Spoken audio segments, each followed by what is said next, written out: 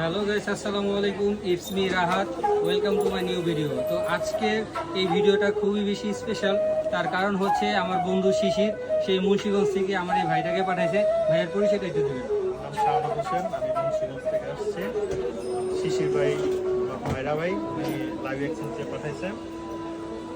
এতে থেকে একটা ফোন নিলাম, আইফোন 14। এই ফোন থেকে না? তো ভাইয়া আমাদের কাছ থেকে নিল আইফোন 14 প্রো ম্যাক্স। তো সাথে আপনার ওয়াইফ।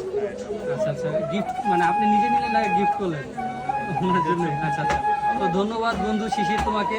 তো ভাইয়া আমাদের ফোনটা ঠিক পাইছেন তো না? আচ্ছা, তো আমি লাইভে গেছিলাম, তো আমাদের নেট ফ্রিকোয়েন্সির কারণে লাইভটা আমি করতে পারি নাই।